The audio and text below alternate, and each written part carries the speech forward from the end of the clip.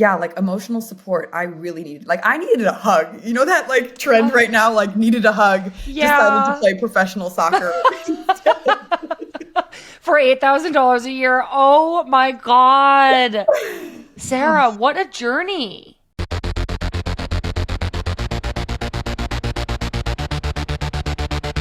Welcome back to Friendlies. I'm Sam Mewis, and today I'm getting to talk to one of the absolute stars of the NWSL. She's a center back, captain for Angel City, anchoring one of the most exciting teams in the league this year. Not only is she an Iron Woman on the field, she's kind of also an Iron Woman off the field. She dresses incredibly well. Sarah Gorden, welcome to the show. Hi, thank you for having me.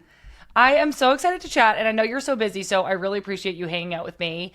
Everything going on at Angel City is so exciting. I was actually at your season opener, and the energy at the stadium was so electric, except I need to just ask you a question. I did the three clap. Do you see the three clap as a player when somebody goes out and welcomes the starting 11 to the field and does the three claps?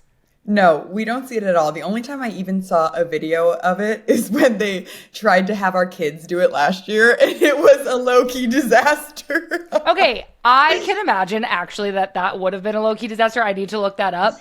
I just like couldn't make it cool. Like no matter, like I didn't try. I mean, what can I make cool? I don't know. But I like it's almost like I couldn't clap loud enough. Like this is what I did afterwards. I went, "Woo!" Can you believe that? I have to see this. This sounds amazing. Okay, we'll send you the video, but basically, I just don't think I did you all justice, but you guys did get off to a really hot start to the season, so maybe it was a little bit of good luck. Honestly, maybe you should do all of our three claps at home and away games then. All right. I mean, everybody heard it. I think people who did see it in person were a little bit underwhelmed, but Sarah Gorden says that I'm invited back. I do want to get into everything Angel City, but first, I want to backtrack a little bit, get to know you a little bit, in case we have fans who only know you as the person who prevents their favorite strikers from scoring goals.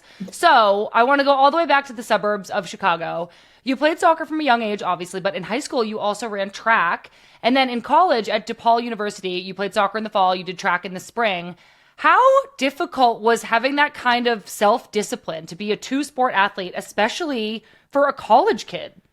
You know, I'm laughing because when I think of my younger self, like pre-mom, pre-Caden, I had no discipline at all. Honestly, like I, was just seriously like naturally talented and I didn't actually have discipline. Like I just wanted to have fun and like make friends. So I think that it's so funny because now I think back and I'm like so disciplined. Like I'm the exact opposite of how I used to be. And I'm like, wow, I wish I could really like go back and actually put my all into running track. At the time, I was just kind of doing what I was told to do. And my track career in college, it really wasn't good. In high school, I had a great career, won state, was looking really good. And then in college, I was just super distracted and not focused pre-Caden, pre-being a mom. And so it was a much different time for me. Like I was nowhere near the person I am now. Well, first, what was your track event? I did hurdles. Oh my God, I can so see that with the way you run. Oh my gosh, I bet you were incredible. Yeah, because like my hips are like, yeah, it checks out, right? Yeah, that totally checks out. I think my other question is, do you think that it was having Caden, your son, that transitioned you into being more disciplined, or do you actually look back and you're like, it was everything, but it was partly maybe being a two-sport athlete and having to learn and go through maybe being a little bit unprepared at times or not having that discipline that like kind of has made you how you are now? No, it was definitely becoming a mom and having Caden that totally just changed me and refocused me, just because I didn't have any more time to just waste my time. I had to like really decide what do I want to do and really focus on it. And I feel like if you like it, I've probably said this a million times and I sound like a broken record, but it was also the idea of like, I loved being a rebel when I was young. And so like people like getting mad at me for getting pregnant and being like, you can't play soccer anymore. I was like, oh, just because you said that, like now it's going to be fun. So I feel like it was a little bit of like that rebellious spirit, but also like having Caden was just like, it was traumatizing at the time, but it was everything I needed to kind of step into my power and what I wanted to do and who I wanted to be. Wow. Okay. So it was your junior year when you found out you were pregnant with Caden. And it sounds like you really had to shift that energy from kind of focusing on sport, but also like doing a million other things. It sounds like probably being a normal college student to really like reining in and focusing on being a mom. You said that people doubted that you'd be able to come back. What do you remember going through your mind as you realized you were pregnant, that you were moving forward and you were going to have a baby and then also continue trying to play sports?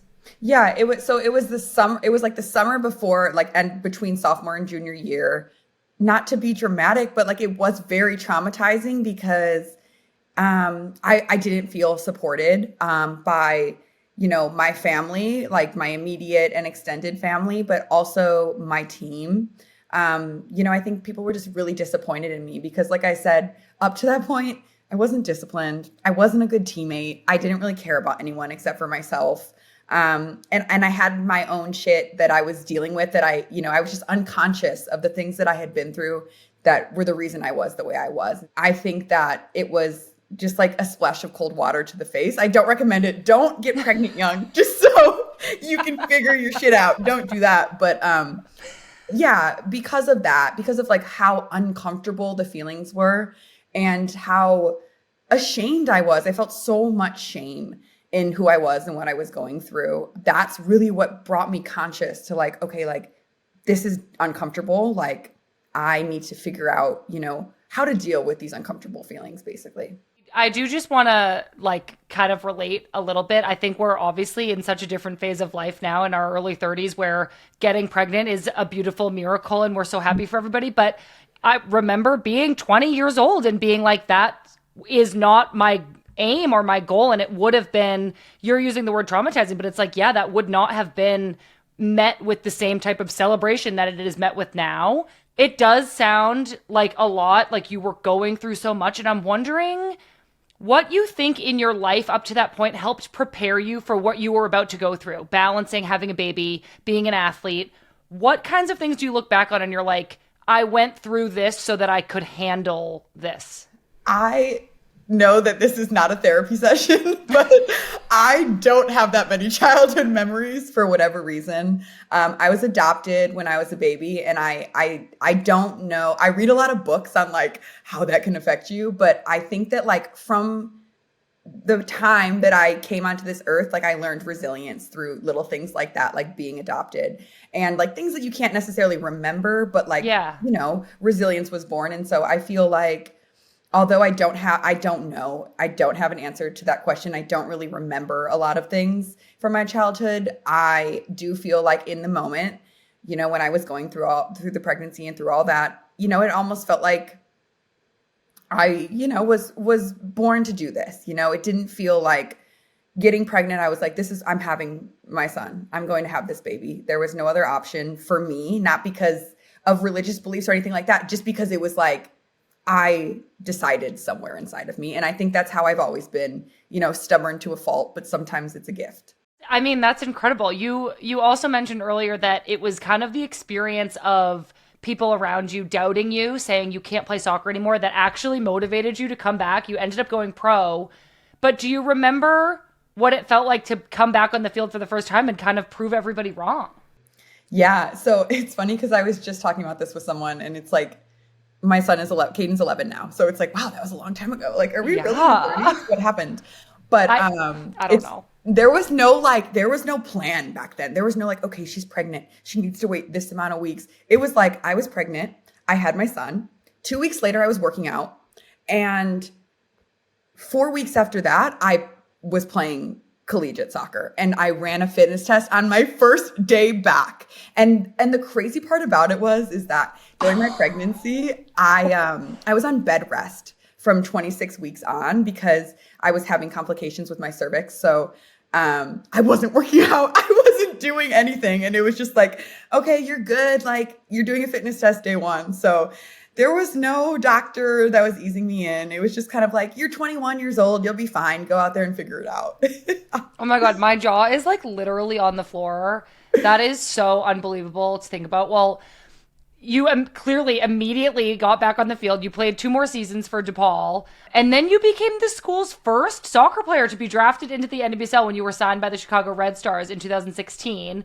Obviously such an exciting time, but I know it was also a really difficult time. I mean, rookie year contracts were definitely not a reasonable living. I remember even my own situation was really, really hard, and I did not have a baby. Do you remember what you felt you needed most in your life at that time? Like, what was the support that you needed? Money, or was it more support from the team or the league or from your family? Like, what do you remember really missing the most? Well, financially, I needed money.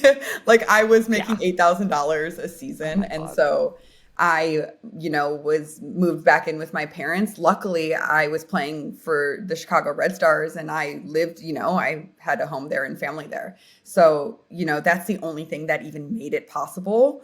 But it wasn't something that my parents really wanted me to do. I mean, they loved the idea of me getting drafted and playing professionally, but they didn't want to support me financially. And they, had a lot of opinions on what I should be doing as a mom. And so I needed financial support. When I finally moved into my own apartment, I was like on low income housing.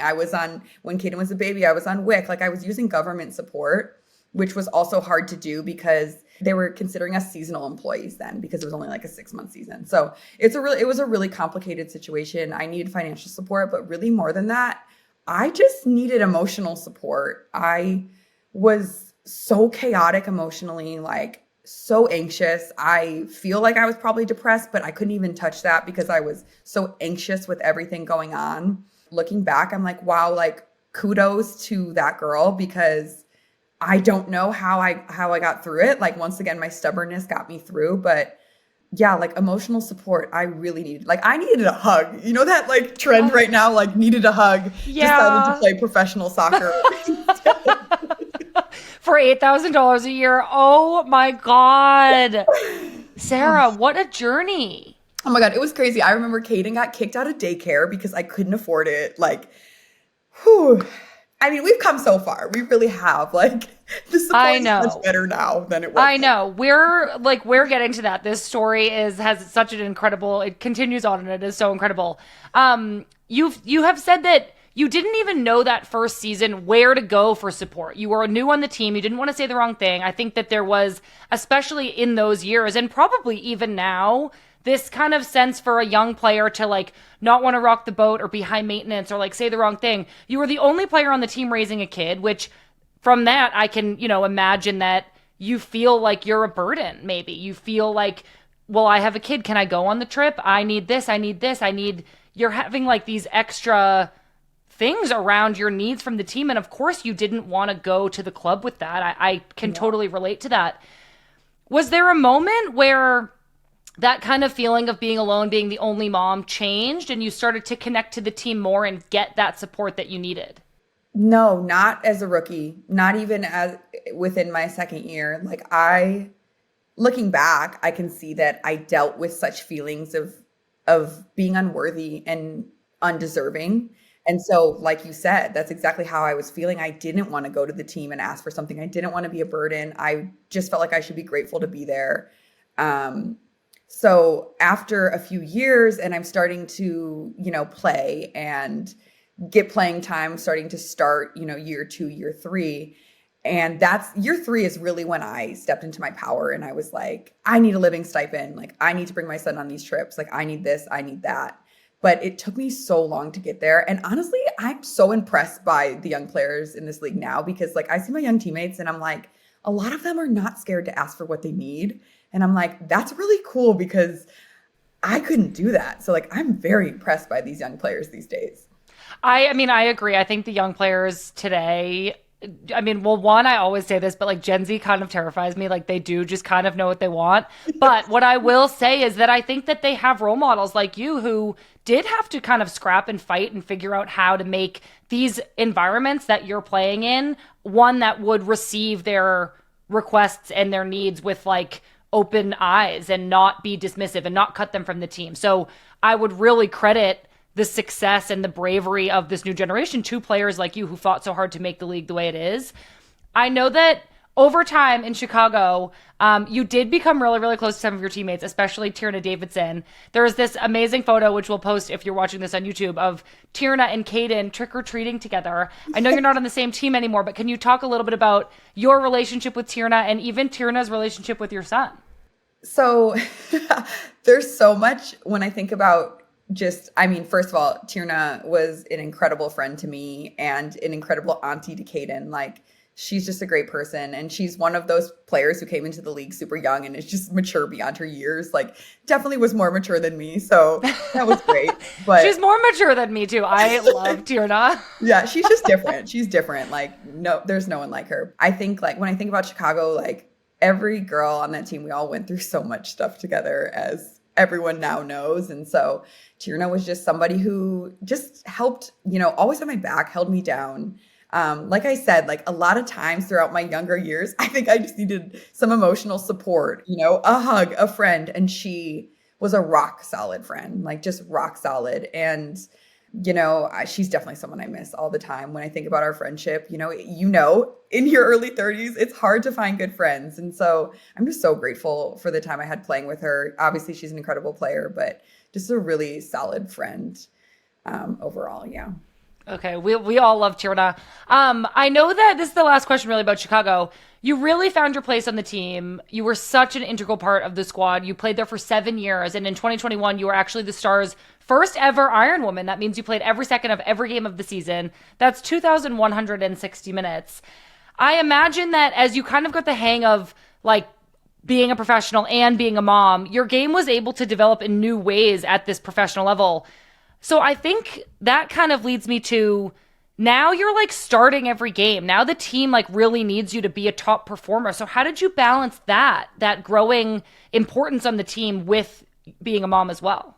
Back in, like, 2020, I really stepped into my power. And so going into 2021 and having that Iron Woman year, I mean, like, at Chicago, we had a lot of the same core group for so many years. And so it was easy there. Like, it was easy at that point to feel supported, especially by, like, my core friends, because there was definitely always things going on, public things that were going on that were kind of crazy and difficult to navigate. But, it was easy for me. I finally had found my confidence and my flow, and like we said before, felt comfortable asking for the things I needed. And that honestly is in part due to friends like Tierna and Katie Naughton and people who seriously supported me when I feel like I didn't always deserve it. Shout out to them.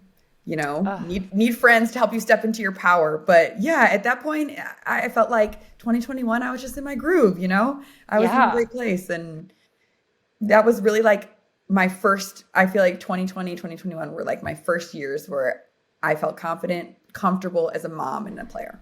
Well, so how did it feel then to get traded at the end of 2021? At the end of the year with Chicago, your rights were traded to Angel City in LA. Chicago was your home. You've lived there your whole life. You'd become, as you've said, such a leader, such an important player for that team.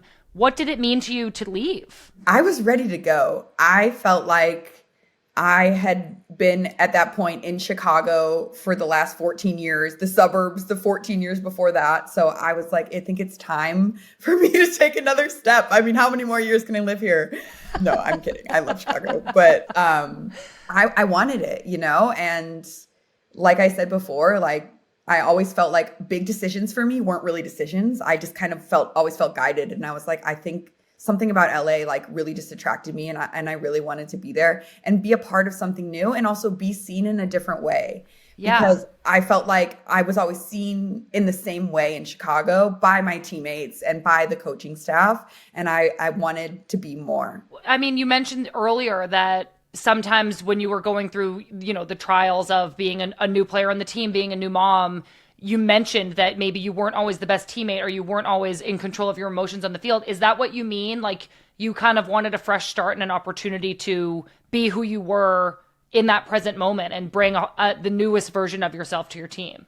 Yeah, exactly. And I felt like I'd been playing for, at that point, the same coach for all of those years too. And he really saw me in this way, not necessarily as a captain or a leader. I felt like I couldn't grow past old opinions.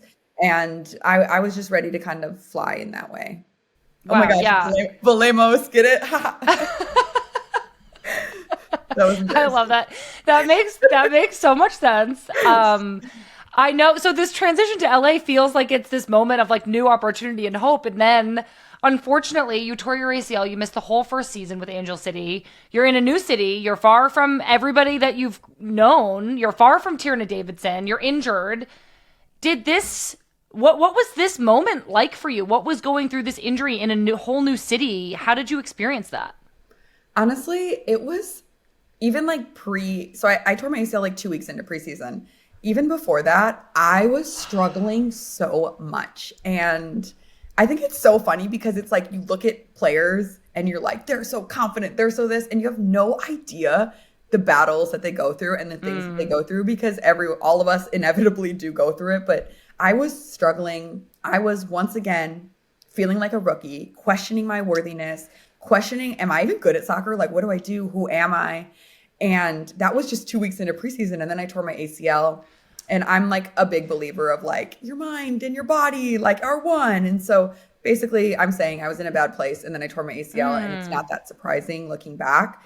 But it's once again everything I needed because I needed to take a step back, regroup, figure some things out about myself. And that took a long time to kind of get over the grief and expectations I had going into the season and giving that up to an injury. But, it was once again things that I needed. Wow. Well, yeah. I mean, clearly, like you said, you came back again. You hit the field harder than ever. You became an Iron Woman again.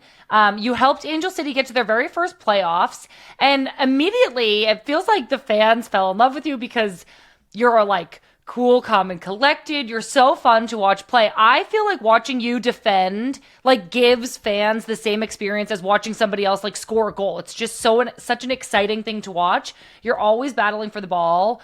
What is going through your mind when you know you're up against like a particularly tough forward on the other team? What's your like defensive philosophy? For a long time, my philosophy, well, actually, maybe I shouldn't say this out loud, but I feel Oh my like, God, are we spilling secrets? no, it's not tea. It's not tea. I do feel like my qualities as a defender, my number one quality is defending the space in behind. So as a defender, I like to try to tempt attackers to take the space that I want to give them so I can get the ball. And, it's crazy because I swear every year people get better and better. Attackers get better and better. And our job gets harder and harder every single year. No joke. Like, I'm like, this is way harder than a few years ago. This needs to be easier. But yeah, so I like to defend the space in behind is usually my thought process and my mentality.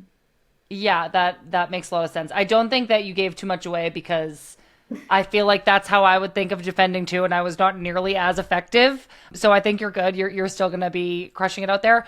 What is it like for Caden to watch you play? Does he talk to you about how you did? Yeah, like after a loss, he'll give me a big hug and be like, I'm sorry, you did your best, which is really, really sweet. He will also tell me if I got megged this season, and he definitely brought that up a few times, which much to my chagrin. He loves the game. He really does. And he plays and he's like really coming into his own. He's really getting good. So he's fun to watch. And like low key, I get inspired by watching him too. I'm like, oh, that was a good move. Like, wow. Yeah, he loves it. He loves to be around the team. Like, I mean, he's done it. So he's been around a team since he was born. So it's kind of like he's so used to it now being in the soccer world. Last season in 2024, when Allie Riley got injured, you really stepped up for the team. You became vice captain. You still serve as captain during games.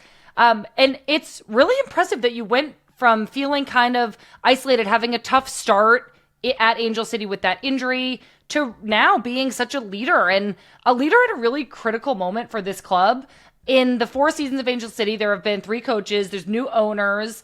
How important has it been to you to be someone that the other players, especially some of those young players we were talking about, can consistently count on as a leader? The one thing that I feel like I can always control is, how I carry myself and the things that I do. And so, obviously, like building relationships with young players is so important.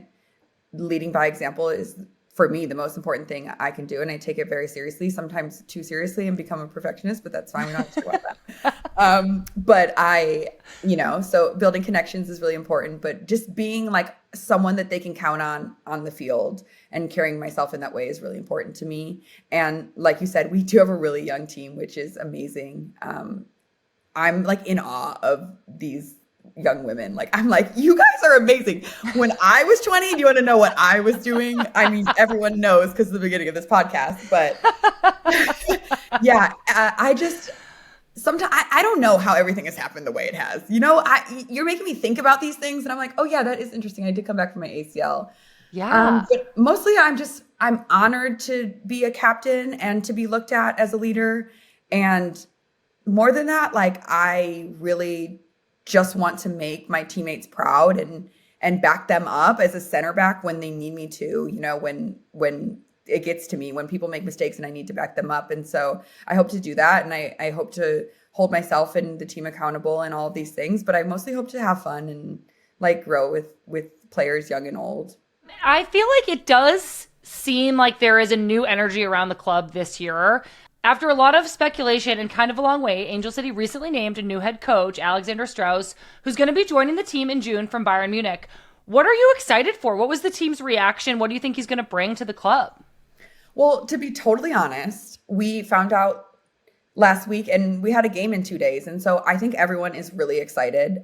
He sounds like an incredible coach. He has an incredible resume, but we are really focused on what we have to do now, which is whatever game is at the end of the week. And so, you know how the season goes. There's, as much as you're like, there's a week between games, there's travel, there's a day off, and you get like 2 days of solid practice. So I think everyone's focus has really been on preparation, preparing for these games, learning from the past games so we can move forward. And, excited to see what will happen come June and like where this team will go. But really the focus is on the next game. Well, I'm excited for y'all. I only have a couple more questions. You are really a player whose leadership and tenacity is like going to last a long time even after you're done playing. Like, I think the way people talk about you will always be like, you didn't want to get into a tackle with her. She was always there to clean it up at the back. You've really forged a new path. I think that what you've done being a mom throughout your whole career, the way you've grown, the way you've like changed this league for moms, for all of us, is really, really admirable. And I know that the NWSL has made a lot of strides to support young people and mothers better, but there's, of course, still a long way to go. How would you like to see the league continue to adapt and grow and be a better and safer place for all players? I'm so glad you asked me this. Good. The league has come very far. We know that, especially when it comes to support for mothers, but we are still going through some things right now with the league that we would like to see improved. And I have a great example, and this was not in my plans to say, but for instance, we're about to be on a 10-day road trip, and with some changes that were made within the league, our clubs can't support us anymore without it hitting the salary cap, which in some ways is very understandable because you do want, everyone to be given the same things, all mothers throughout the league. But at the same time, that means my son, since he's over 5, can't travel with the team. So previously, when we were on a long away trip, the weekend, the team, Angel City, could fly out Caden and a caregiver just for the weekend to see the game. And when you're on a 10-day trip, like, it's really nice to have your family there and be able to see your kid a few days earlier. And now the team can't do that anymore. We're talking to the league about it because it is really difficult to go that long without seeing your kids. And we're hoping something changes soon. The league went back and they're talking about it, trying to figure it out, but really hoping that we can still improve things for moms. I know moms with younger kids still need a little bit more support as well, as I've talked to them throughout. So there's still like a few tweaks that we need. I don't want to go that long without seeing my children. So I also have a stepson who's 15. So yeah, we still have some growth that needs to happen, but hopefully, they said they're working on it internally. Like, hopefully things will be changing soon. Okay, great. Well, that does sound really, really difficult. I hope that the league can hear this and continue to work on it to make this more sustainable, better for moms, for the kids too. I think 10 days, like you said, is a really, really long time to go without your mom and your kid. So thank you so much for sharing that with us. We've been through so much today. What parts of this do you hope that Caden is like watching you and listening to you and seeing the way you're making decisions, the way you're being. And what parts of that do you hope that he absorbs like into his own character? I've never really thought about that. Mostly for Caden, I just want him to live authentically to him. And if he happens to be affected or inspired by something he sees from me, like I'm honored, like I love him so much. And my only wish is, for him to be happy and achieve the things he wants to, and not just be happy. I mean, experience all of, what this human experience has to offer. But I just want him to really like live authentically, and whatever that means for him, I'm here to support him. Oh, that's so beautiful, Sarah. Thank you so much for sharing that. I have literally loved chatting. I knew some of your story, but I feel like I learned so much more about you today, and I'm so grateful that you took the time to come and chat with us. Thank you for having me. This has been lovely. It's been so nice. Thanks for being here. What an incredible interview. I am just going to be out here stepping into my power. I should have asked Sarah exactly what she meant with that. But honestly, I feel like I know what it means and I just have to embrace it. Sarah is so cool. I loved getting to spend some time with her. And I'm so grateful to her for sharing more about that salary cap issue. I hope that Angel City and the NWSL can come to a conclusion that is more suitable for families. Next week on the podcast, we have U.S. Women's National Team and Kansas City Current forward Michelle Cooper. We hear all about the Coop nickname. Plus, Michelle tells us stories of her U.S. Youth Women's National Team teammates, Trinity Rodman and Allie Setnor. It's a really fun interview, and I can't wait for you all to get to know Michelle a little bit better. There's tons of great soccer happening this weekend in both the NWSL and the WSL, so join us on social for real-time updates on all of those games. The women's game is on Instagram, Twitter, TikTok, and Blue Sky. If you enjoyed this podcast, please just send it over to a friend who you think might like it too. Thank you all so much for being here, and we'll see you soon.